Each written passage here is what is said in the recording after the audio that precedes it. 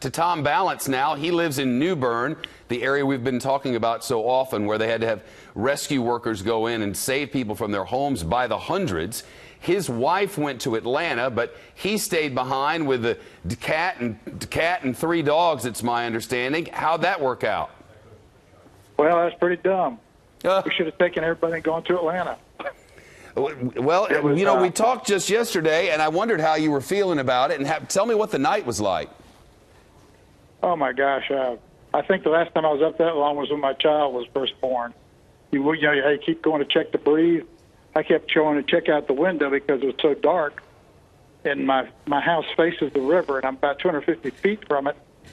And it's on an incline. And we've always been pretty good. I mean, since 2003, nothing like this. And I kept watching it, and it kept coming up. And when I say coming up, it was like the ocean breaking on top of the yard. And so I got kind of worried. And I called my friend at the Weather Channel. He said, go to the second floor. And anyway, it's very scary. It was one of the stupidest things I've done. I've done a lot of, when I was young, I did a lot of stupid things. But since I've gotten older, I never put myself in harm's way like this. I'll never do it again. Was there a time when you thought, Tom, this could be it? Yeah, to be truthful, if my wife hears this, she's going to get really angry because I tried to tell her I wasn't worried. But there was a time when I was like, if it comes up to the second floor, where do you go? Because the windows are too small for me to get out of. Up in the second floor, they're a little bit smaller, so I would have been in trouble. It's kind of like being in an attic with no exit. Well, that would have been trouble. That did cross my mind. You're breaking up just a little bit, but I know being in there with a bunch of pets and a lot of chaos outside, it had to have been, I don't know, nerves had to have been high. It's still that way, Shep. It hasn't stopped. The only thing that stopped is the water has backed off some. But as far as rain goes, I was listening to Rick talk about the rainfall. Well, I've got this little rain gauge out there, and I guess it must be wrong because it says 58 inches in the last 36 hours. So I must be doing something wrong. Well, I guess it's interesting you say that because we've got some rain gauges that are from the U.S. Geological Society survey where they're saying they're over 40 inches, and we just can't believe it. But to say you've gotten copious amounts of rain would be an understatement. Do you know others who stayed around there, and is everybody okay?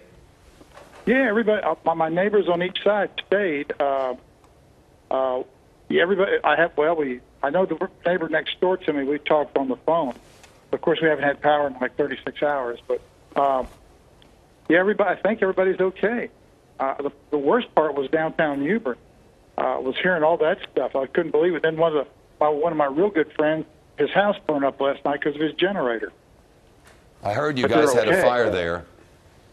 That was a good friend of mine. His house burned to the ground. Darn it.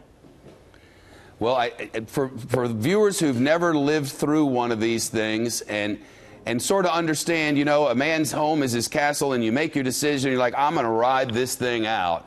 For those who've never been through such an experience, is there a way to describe it to someone who's never been in it? I guess it'd be like getting into a barrel and getting ready to go over to Niagara Falls thinking you're going to live.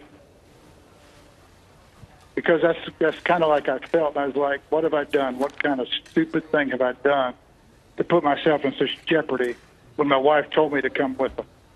I was standing there thinking how stupid it was for nothing.